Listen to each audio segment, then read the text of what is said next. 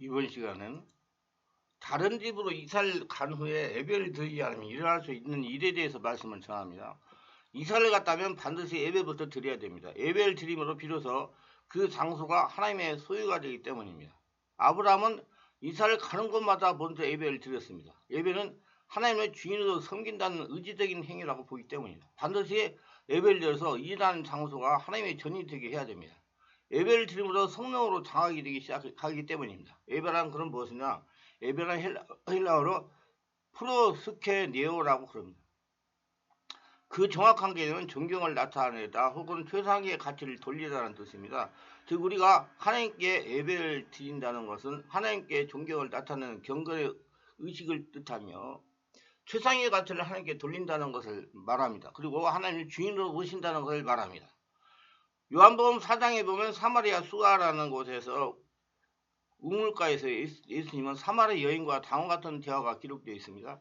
우리 조상들은 이 산에서 예배하는데 당신들의 말은 예배할 곳에 예루살렘이 있다 하더이다. 요한복음 4장 20절. 사마리아 사람들은 예배 장소를 그림심산에서 드려야만 하는 것으로 알았고 예루살렘 사람들은 오직 성전에서만 예배를 드려야 하는 것으로 알았으므로 여인은 예수님께 예배의 장소에 대해서 질문한 것입니다. 우리는 예수님과 여인의 대화를 얼핏 보면 여인과 예수님이 서로 동문서답을 하는 것처럼 보입니다. 여인은 예수님께 예배의 장소에 대해서 말하고 있는데 예수님은 예배의 방법에 대해서 말씀하고 계시는 겁니다. 아버지께 참되게 예배하는 자들은 영과 진로 예배할 때가 오나니 곧 이때라. 아버지께서는 자기에게 이렇게 예배하는 자들을 찾으시니라. 하나님의 영이시니 예배하는 자가 영과 진리로 예배할지니라. 요한복음 4장 23절 24절. 하나님의 축복하시는 그림심산이 오는가 혹은 선택한 장소 예루살렘이 오는가에 대해서 여인은 예수님께 물어봤습니다.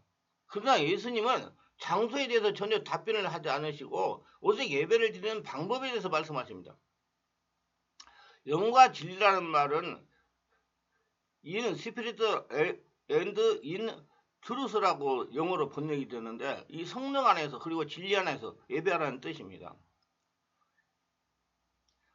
그러한 성령 안에서 예배를 드릴 때 하나님 아버지께서 예배자를 찾으신다는 것은 예배를 받으신다는 것입니다. 즉 예배 장소가 중요한 문제가 아니라 예배 방법이 중요한 문제라는 뜻입니다. 원래 많은 사람들이 하나님께 드리는 영과 진리 예배가 무엇인지 잘 모르고 있으며 또한 많은 사람들이 예배라는 것에 대해 많은 오해를 하고 있습니다. 예배는 하나님께 영광을 돌리는 모든 것을 말합니다. 하나님은 물론 구약에게 참예배의 실상에 오기 전까지 우리에게 그림자적인 예표로서 예배의 형식과 패턴이 주셨습니다. 다시 말하여 구약의 성전 예배는 우리가 어떻게 예배할 것인가의 본질이라고 말할 수는 없습니다. 사마리아 여인이 예수 그리스도를 만났을 때 그 여인이 그가 누구인가를 알았더라면 이제 영과 진리의 참예배를 드릴 때가 되었다는 주님 말씀을 이해해야만 했을 것입니다. 우리는 더 이상 성전이라는 건물에서만 예배를 드리는 것이 아니라 우리의 모든 삶이 곧 예배의 터전이 되어야 된다는 말입니다. 그래서 저는 우리 성도들에게 걸어다니는 성전 얘기를 많이 합니다. 우리는 걸어다니는 성도들, 우리가 성도입니다. 하나님이 우리 안에 계십니다. 건물 예배당 안에 계시는 게 아니라 우리 한 사람 한 사람을 주인 삼고 계십니다. 그래서 우리 모든 삶이 예배의 터전이 되어야 됩니다. 우리는 주일에만 예배를 드리는 것이 아니라 언제 어디서나 하나님께 가치를 돌리는 삶 자체가 되어야 합니다. 우리의 몸이 곧 성전이기에 우리 예배도 곧 우리의 전인적인 몸이 존재하고 활동하는 삶 전체가 예배의 장이 되어야 됩니다. 그럼 형제들아, 내가 하나님의 모든 자비하심으로 너희를 권하노니 너희 몸을 하나님이 기뻐하시는 거룩한 산제물로 드리라. 이는 너희가 드릴 영적 예배이라. 로마서 12장 1절. 로마서 12장 1절로 5절에 언급되는 영적 예배란 무엇일까요? 일반적으로 생각하듯 경건적이며 의식적인 것을 포함하는 행위가 예배일까요? 언어적으로 살펴보면 영적이라는 말은 헬라어 로키코스라는 말인데 합리적인 논리적인 이성적인 것에서 유래되었으며 로마서 12장 1절에서 예배란 헬라어로 나트레이아라는 단어인데 이것은 조금 의미를 달리해서 봉사라는 뜻을 가지고 있습니다. 어원적으로 예배는 이성적 봉사를 가리킵니다. 즉 헬라어적인 영적 예배란 성도들이 합리적인 봉사 생활을 의미하는 것으로서 전인격을 다한 희생을 바라는 겁니다. 하나님께 온몸을 다해서 하나님께 드린다는 얘기예요. 그러니까 거룩한 산재물의 영과 진리로 예배를 드리고 하나님이 영이시기 때문에 그래서 바울은 너희의 몸을 하나님이 기뻐하시는 거룩한 산제사로 드리라고 말씀을 하는 것입니다.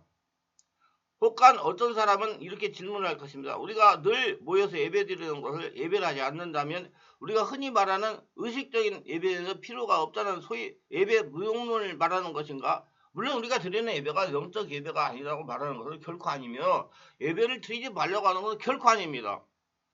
초대교부터 성도는 정해진 날에 모여서 예배를 드려왔으며 공식 예배란 중요한 것으로서 기독교는 함께 모여 반드시 예배를 드려야 됩니다. 누구를 위해서? 자신을 위해서. 본인이 이곳에서 이야기하려는 주제는 오해하지 않기를 바랍니다. 예배라는 개념은 주일에 교회에서 드리는 개념에서 확장 내지는 연장되어야만 한다는 것입니다. 즉 예배란 그리스도의 삶 자체를 포괄하는 광범위한 개념이라는 것입니다. 다시 말해서 우리가 드리는 예배가 형식적이고 의식적인 예배에 그쳐서는 안 된다는 것입니다. 관념적인 예배가 되어서는 안 된다는 얘기입니다. 사무엘은 사울 왕에게 순종이 제사보다 낫다고 꾸짖었으며 사무엘 선지자는 성경을 통해 오늘 우리에게도 같은 말로 꾸짖고 있습니다. 그렇다고 해서 구약에서 하나님이 결코 제사가 필요하지 않으시다 말한 적은 없습니다. 하나님은 그 제사의 형식과 위면적인 형태를 보시는 것이 아니라 그 내면적인 자세와 마음 중성을 보시고 계시기 때문이다. 그래서 마음을 달라 온 마음이 하나님께 가 있어라. 하나님 사랑하는 마음으로 가 있어라. 하나님께 구하시는 제사는 상한 심령이라. 하나님께서 상하고 통회하는 마음을 주께서 멸시하지 아니하시리라. 시편 51편 17절. 오늘날 우리가 드리는 예배가 형식적이고 장소적이며 위면적인 의식으로만 치러진다면 하나님은 그 예배자를 찾지 아니하실 것입니다. 너는 하나님의 집으로 들어갈 때 네 발을 삼갈지어다. 가까이 하여 말씀을 듣는 것이 우매한 자들의 점을 드는 거라다 하니 그들은 악을 행하면서도 깨닫지 못하며. 전도서 5장 1절. 하나님은 예배를 드리는 자가 형식적이고 의식적이고 상소적인 예배를 드리는 것을 원하시는 것이 아니라 항상 온 마음 중심으로 하나님의 예배하는 것을 원하시는 것입니다. 온 마음으로 하나님을 사랑하는 것을 하나님은 원하시는 것입니다. 그래서 영과 진리로 예배를 드리라고 하시는 겁니다. 영과 진리라는 것은 내가 없어져가지고 하나님과 같은 영적인 상태에서 성령으로 드리라는 말이에요. 이사를 갔다면 반드시 예배를 먼저 드려야 됩니다. 꼭 목회자가 가서 예배를 드리기를 기다리지 말고 가장이 순수하게 마음을 정성을 다하여 성령으로 예배하면 될 것입니다. 예배를 드리면서 성령께서 가정을 장악하십니다. 가정이 성령으로 충만해야 귀신도 떠나갑니다. 이스라엘 갔다면 반드시 예배를 여러 번 드려야 됩니다. 예배를 드리지 않고 지내면 이런 이상한 일이 일어날 수가 있습니다. 저는 전도를 다니면서 수코 전도를 다니면서 많은 사람들에게 얘기 듣고 병원에 능력전도 다니면서 많은 사람들에게 직접 대하면서 들은 얘기입니다. 제가 병원에 능력전도 다닐 때 이사 온 지 6개월이 되었는데 교통사고가 3번이나 당하는 사람도 만났습니다. 교통사고로 놀라 심장병이 발생하여 병원에 입원했다가 저에게 안수기도 받고 치유돼가 튀어나온 성도도 있습니다. 또 이사 온 지 석 달이 되었는데 아이들 둘이 번갈아 병이 발생하여 2번이나 병원에 입원했다가 저에게 안수기도 받고 치유되어 튀어나온 경우도 있었습니다.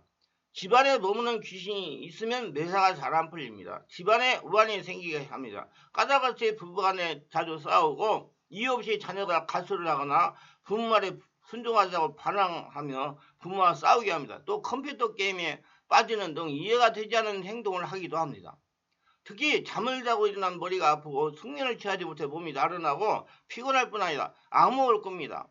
그리고 가위에 눌립니다. 원인 없는 문제는 없는 법입니다. 집안에 귀신이 머물고 있으면 음산한 기운 때문에 건강이 나빠지고 언제 가족에게 침입하여 들어올지 모르므로 항상 위험을 안고 사는 것입니다. 이걸 무시하지 말고 여러분은 대처를 해야 돼요. 그래야 그 장소가 온전한 하나님 나라가 되죠. 이사를 가는데 원인 모를 이상한 일이 반복적으로 일어납니다. 이사를 갔다면 반드시 먼저 예배를 드려야 됩니다. 꼭 목회자가 와서 예배 드리기를 기다리지 말고 가장이 순수하게 마음과 정성을 다하여 성령으로 예배하면 될 것입니다.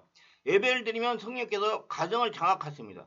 가정이 성령으로 충만해야 귀신들이 떠나갑니다. 이사를 갔다면 반드시 예배를 여러 번 드리시기를 바랍니다. 부탁합니다. 여러분, 그래서 하나님 나라가 되게 해서 하나님의 복을 받으면서 살아가시길 바라요. 불필요한 고통 당하지 마시고 잘못된 영의 전이로 고통을 당하는 분들과 자신에게 일어나는 현상이 귀신 역사인지 성령 역사인 분들을 정리하실 분과 성령으로 죄를 빨리 받고 성령의 불로 지배되고 장악되시고 싶으시다면 우리 충만원께서 매주 월, 화, 금, 토일 10시부터 12시까지는 성령 안에서 온몸 집중 기도에 참석하시면 보다 빨리 성령의 세례와 지배를 받을 수가 있고 문제를 해결받을 수가 있을 것입니다. 기도합니다. 오늘도 저희 설교를 끝까지 들어주신 분들을 축복하여 주옵소서.